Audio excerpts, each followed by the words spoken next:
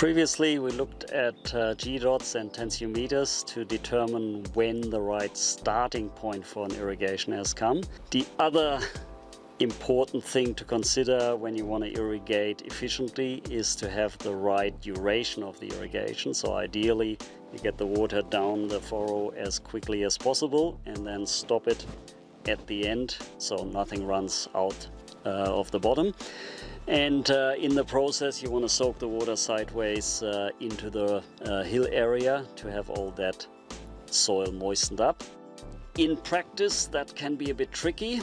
In my case I'm working off farm, so I can switch a pump on, but then basically can only switch it off when I come back. In other situations, if you work on farm on another block, it becomes a nightmare to always return to your pump and switch things off, especially if you have several running during the day. So one way around all these issues is a pump timer. That's the simplest way of automating a pump that we offer inside the Vertical Irrigation project. They are mechanical pump timers that basically work like a clock with a clockwork and ticking away.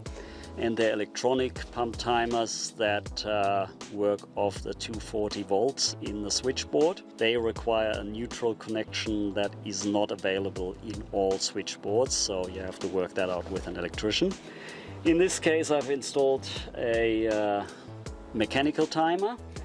And on a normal day I would come here around 6 AM and wind the timer up. The electrician told me you wind it up fully and then return to the time setting you want.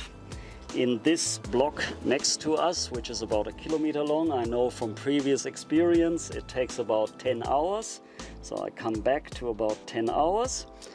And then next thing I hit the start button and the pump would fire up and run for 10 hours and then automatically switch off. In the evening when I come from work, that pump has been switched off for 2-3 hours normally.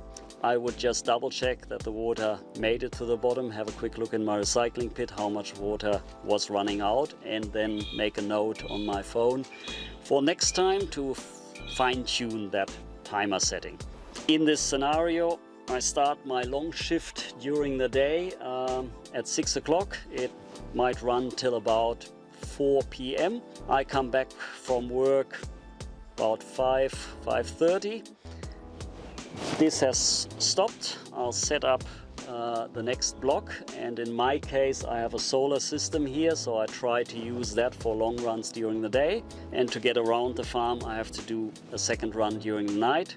So I'll try to choose a short one on another place of the farm. So I'll set that up for the evening shift and basically start it at, let's say, 6 PM and then run it for 4 or 5 hours and put those 4 or 5 hours on the timer, and then I can cook my dinner, go to bed, and while I'm sleeping this timer will switch off the pump.